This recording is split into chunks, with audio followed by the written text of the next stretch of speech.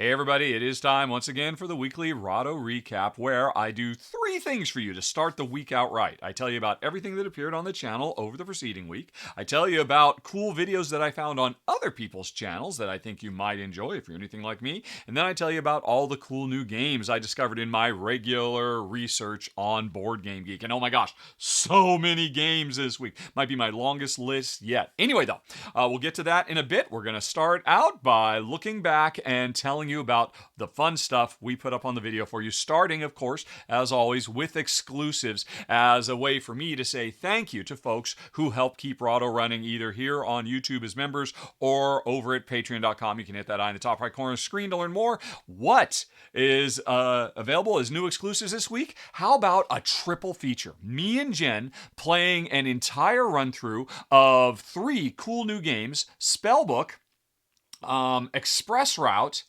and Printing Press. We sat down for a big, epic, how long was this? 2.5 hours, and played these 3 games back to back from start to finish for you folks who help keep Rahdo running. Again, thank you so much. Couldn't do it without you. But that's not all, folks. At every backer level, you always get to see videos early before they go public to the rest of the world. So right now, you could be watching our run-through of Amritsar, the Golden Temple, of Anunnaki, Dawn of the Gods, and Shipyard 2nd Edition. All of those are available right now at early.rahdo.com or resident.rahdo.com. Again, hit the I or hit the join button down below if you want to know more about supporting the show and what kind of benefits you get as a thank you from me to you. But anyway, folks, enough about the exclusives. What does everybody get to see? It was a good week, starting with the latest R&R show that Ruel, Chris George, and I did. It was a very fun topic where we hypothesized I have $100 to buy 4 games using the excellent price comparison web shopping board game site Board Game Oracle. And we all did this independently and then mashed our final choices together to give you the top 12 games to buy on a budget of under $300. And it was a blast. We had it went off the rails a little bit, but still very, very cool. It's a great and very useful site. And probably the most fun thing about it, ever since we put it up, people in the comments have been saying, well, I just did the thought exercise too. Here's the 12 games or the 4 games I would choose for $100 or $300. So you're going to learn about a lot of high value games for low prices in this episode. And if you want to see it, hey, there's links for it down in the show notes. There's links for everything I'm talking about today down in the show notes, or you can wait until the end of this video where there'll be a big old playlist that will just give you every video I'm going to tell you about in one easy to find spot. Okay, what else did we put up on the channel? Well, I got back together with Alex Hart of Might I Suggest a Game, and we did a playthrough of Fromage, which is a brilliant worker placement game all about cheese making. So I like a cool Zolk in the Mayan calendar-esque worker placement. I like cheese, and I especially like Alex because he makes my life so much better because he comes over here, he teaches me how to play the game, and then we play, and we record both of those. I think it's one of the coolest ways to learn the rules of a game is watching Alex teach me how to play, and we did it again with Fromage. Also, Kimberly did a preview for Portals. This, I think, is going to be the latest game vying for the Azul crown of beautiful, gorgeous pieces in an abstract tile-laying, puzzly scenario. And the game is jaw-droppingly gorgeous, but the drafting of your little Bakelite tiles is really, really cool because you have one depot to your left and one depot to your right that you share with your neighbors. So you've got a little bit more going on than the normal tile drafting game, and then you're trying to build patterns and all kinds of fun stuff. Great video Kimberly did for that one. What else was there? Oh, I did a preview for Mythic Mischief Volume 2, a game I thought I would never play because it is a tactical head-to-head, I'm trying to take out your troops battle. But here's the thing, folks. This is a tactical dudes on a map game for Care Bears, which really blew me away. Both Jen and I were very impressed with this game, and I think it's worth checking out if you are prepared for some of the heaviest, crunchiest analysis paralysis you've ever seen. This game, do not judge a book by its cover. It really surprised me, and I'm so glad I spent some time with it. And then finally, Shay just yesterday put up a Dragon Eclipse, which I think is launching next week, if I recall correctly. And this game from Awakened Realms asked the question, what if Pokemon was a bit more mature fantasy rather than, for kids type stuff? And what if it actually treated the subject matter with a little bit more gravitas than the typical lighthearted anime stylings? And what if the gameplay of the gotta catch 'em all, creature collector was 10 times better than Pokemon? Well, you'll find out in Dragon Eclipse, which Shay did a great run through for. Oh my gosh, this game is gobsmackingly gorgeous and super smart too.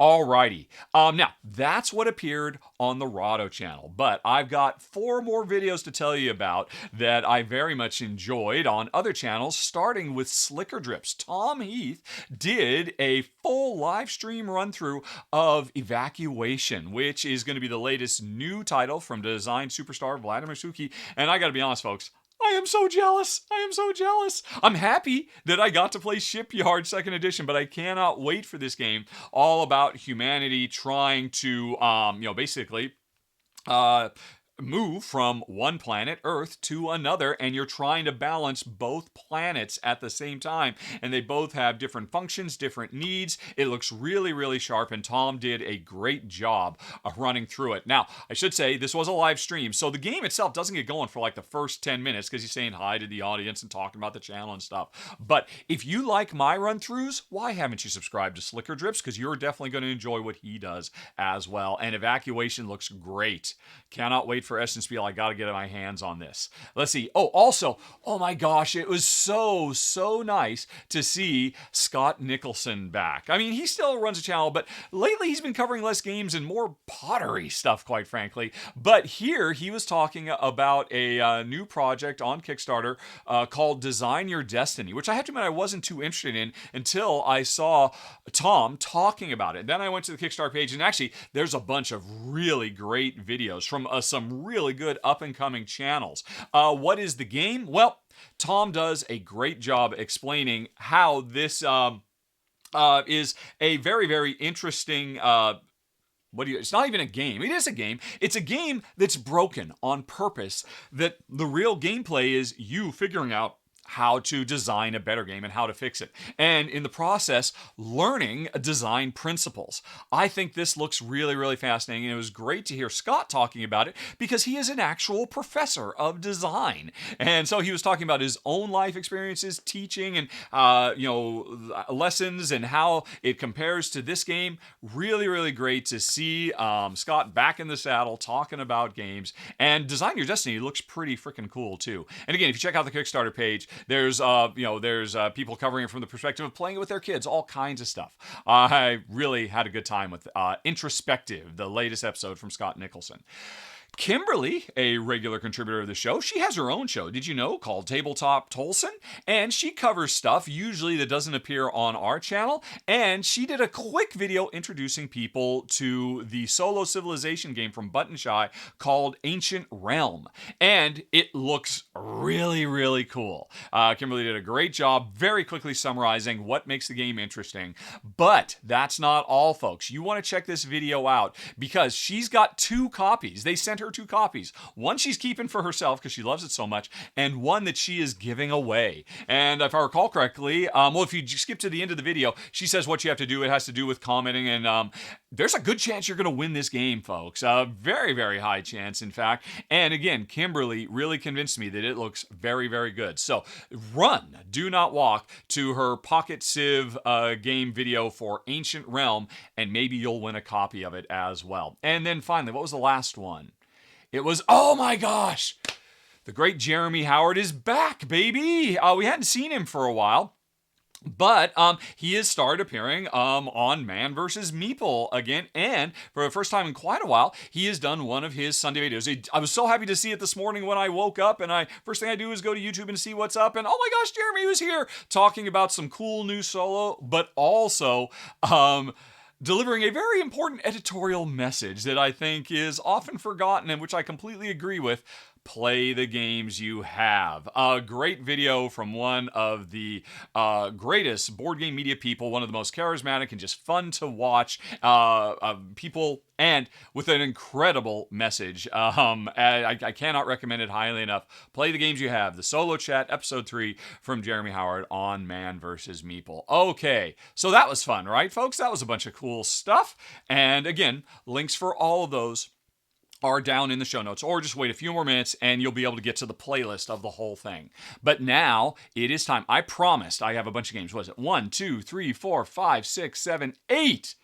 8 new games I discovered. And actually, I should say I discovered like 20 games that I put on my wish list, but these are the 8 that I thought were good enough to make it into my, I've really got to check these out wish list. Alrighty, and I'm going to do them in countdown format from my least excited to my most excited, like always. So without further ado, let's get going with number 8, West Story, a town building game. Now, I don't really know the designer. I don't really know the publisher. It is a game set in the American West. It is city building. There's some pictures of the prototype. It looks nice. It's hard to say. It is very prototypey, these pictures, fair enough. But what intrigued me about this was a quick little throwaway line. While all actions from the player boards eventually get executed, the order of execution is not easy to predict. You'll have to place cards carefully and try to maximize their chances. I don't know what that means, but I am very, very intrigued. Some idea that there's some outward force that's saying, what do I actually get to do from turn to turn? And I have to set things up and hedge my bets as for, is this actually going to happen now? Then I better be ready for it. Is this driven by an event system? Is this driven by player choice? I don't know. But that was a very, way to go, publisher. Even with just one paragraph, you dropped enough to get me in. Sometimes publishers write, up half a dozen paragraphs and say nothing of interest, but with just that one sentence, West Story, a town building game, really has me intrigued and I want to learn more. Number 7 on the list is Moving Day. Unfortunately, there's no real visuals I can show you here. The designer's interesting, Mads Flow. I very much enjoyed his, Shake That City. I thought that was very cool. But what really gets me intrigued by this, again, is a well-written description that does a good job setting the stage, but also clues me into the fact that, as near as I can tell, this is an entwined drafting game. Like Cascadia, which is, entwined drafting is fast becoming my favorite mechanism of all time, and I love how it seems to be done here. We are trying to help friends move. Everybody has their own truck they're trying to load. You want to get the heavy stuff, the heavy boxes on the bottom, because if they're on the top, they'll crush the smaller boxes, and every turn, you are going to have to draft a set of boxes of different sizes and weights, and friends capable of loading those into the trucks. And that sounds really cool. It just sounds fun, and entwined drafting is always excellent, so I'm looking forward to seeing what Mads and Paintnik come up with there. Right, number 6 is Newsboys, the latest from Sashi and Sashi. Sashi and Sashi always knock it out of the park with really interesting, quirky takes on interesting and quirky subject matter. And this one is about turn-of-the-century newsboys running around Manhattan trying to make a living in what looks like a very fun and colorful roll and write game. You had me at Roll and Write from Sashi and Sashi. You had me at Newsboys. Remember Newsies? Does anybody else remember that movie? But anyway, what really intrigued me, though, and what makes this game so incredibly timely in the United States is there is an equal focus, it seems, in the design on actually delivering the papers to all the different venues and developing routes and all that. But also, there is a focus on striking to demand higher wages. That's incredibly cool that they brought that a power to the workers message into this game, which is always kind of, again, does anybody remember Newsies? Anyway, Newsboys I am excited about, but not quite as excited as I am about Floresta. Now this is interesting because the designer Zemek Wojciak Anyway, I just this week, I mentioned earlier, we finished playing Printing Press, and both Jen and I loved it. And then I saw years ago he did The Sanctuary, which was a phenomenal worker placement game, and Traintopia was a really cool tile layer as well. So I've never really paid much attention to him before, but I'm gonna pay attention now because he seems to be doing great design after great design. Plus, I'm really drawn into the environmental activist story. This is about forest management, trying to replant trees that will create a sustainable ecosystem while also making it resistant to forest fires and dealing with forest fire spread. So I expect great things from Floresta, even though unfortunately I believe there are no images yet, but hopefully Meebo Games will be getting some of that stuff posted soon. By the way, folks, there's links for every one of these games down in the show notes. You can go to the the Board Game Geek page like I have, and as you can see, you can subscribe like I have. So as more information comes out about these games, you'll find out about it. Okay, next up, number 4, Islebound Emerald Edition. Who knew Ryan Lockett was going to revisit one of his great classics, Islebound, which is a game about being a privateer in an archipelago, doing pick up and deliver stuff, fighting the good fight, conquering territory, doing privateery, piratey type stuff. And I always thought the original game was very, very good. It's really less of a pick up and deliver, and it's really more of kind of a worker placement game where your pirate ship is your worker, and you wherever it is, you can move up to 2 spaces, or you can upgrade your ship, and all kinds of stuff. I covered it many, many, many years ago. I think it's great. I've held on to it all these years, but it might be time to think about upgrading to Emerald Edition. Now, right now, there's almost no information other than the fact that one of the core resources of the original game, books and knowledge, have been replaced by emeralds. Now, here's the deal, folks. If I had one complaint about the original Islebound, I was less than excited about combat being roll to resolve, rolling dice and hoping that it activates your different, crew and monsters who follow you. I don't see dice rolling anywhere in the description here. Do I? I do not think I do. There is still the combat. Fingers crossed he's come up with something other than dice rolling for combat, or a more interesting version of dice rolling, if nothing else. But, Ryan Lockett is a greater designer now than he was 7 or 8 years ago. So I can't wait to see what he's doing with revisiting one of his all-time greats. Okay, number 3 is Cascadero. And actually, this is kind of a tie. Number 3 and number 2 are Cascadero and Cascadito, both from publisher Bitewing Games, that really got off to a good start last year with Trailblazers, which I thought was absolutely fantastic. And I hear Zoo Vedas is good too. I haven't seen these other ones. But Cascadero and Cascadito are designed by Reiner Knizia, and with art from Ian O'Toole. This is proving to be a really, really great combo. One of the great designers and one of the great artists working together. And I spent a little bit of time reading the designer diaries, and this seems like it is the heir apparent, the spiritual sequel to one of Reiner Knizia's all-time greats, Through the Desert. Look at this and tell me it doesn't look like Through the Desert. But it seems like it's got a combo of Through the Desert wonderful route building with really, really cool pieces. I assume those aren't camels. Maybe they are. But over here on the right side of the board, you've got progress tracks that really remind me a lot of Planet Unknown. And so the combo crazy, progress track manipulation combined with brilliant classic Reiner Knizia Through the Desert. Yes, please. And then if it's going to be one of the best looking games of the year with art from Ian O'Toole, even more so. And if all that weren't enough, at the same time that this is going to be launched on Kickstarter later on, or Gamefround or wherever, they're doing 2 games. Because Cascadito is a smaller bite-sized version of the game that is in roll and write form. No pictures. I think there were some pictures. If you go into the forums, you'll find some pictures in the, you can see I was reading the, the designer diaries. But if you want the big full experience, or you want a fast little playing bite-sized version of it in a half an hour, Cascadito and Cascadero, I'm going to call them tied for number 3 and number 2. Very, very exciting. And both of these actually, I think, are really screaming up the hotness on Board Game Geek 2. So I'm not alone in being very intrigued by these. But folks, my number 1 most anticipated game I learned about has to be the Sixth Realm. Why? Because it's one of my favorite hot designers of the moment, Matt Dunstan, teaming up with one of my favorite designers of yesteryear, Seth Jaffe. The designer of Eminent Domain and Crusaders and stuff like that. We haven't heard from Seth much ever since Tasty Minstrel sadly passed on, where he was a developer and designer, but he is back, teaming up with Matt Dunstan to make a tile-laying fantasy world exploration game.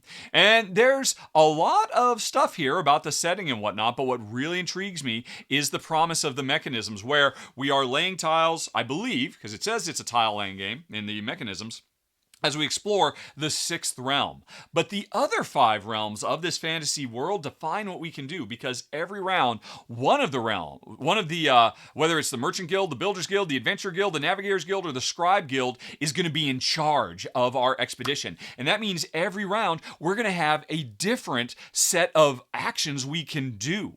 And I don't know if the different guilds or the different realms are ascendant based on player choice or some kind of event, or maybe it's a queue, but I really like this idea of tiling, one of my favorite things of all time, driven by a constantly shifting landscape of different actions that we can do from turn to turn. And then to see Seth Jaffe come back. Oh, by the way, did I mention with art by the Micho, and Final Frontier Games? I'm excited about all this stuff because Final Frontier also does amazing productions as well. Sadly, no pictures, no art, no nothing, but you had me at Matt Dunstan and Seth Jaffe, and then constantly shifting actions based on ascendant and descendant guilds.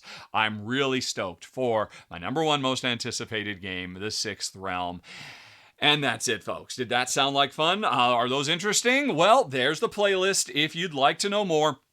And again, down below are links to all those games I just talked about. There's a bunch of really cool stuff. And now, if you'll excuse me, I got to get filming this thing because, oh my gosh, how would you even call Cargo Empire? It's a disruptor, let's say, and you'll know more soon.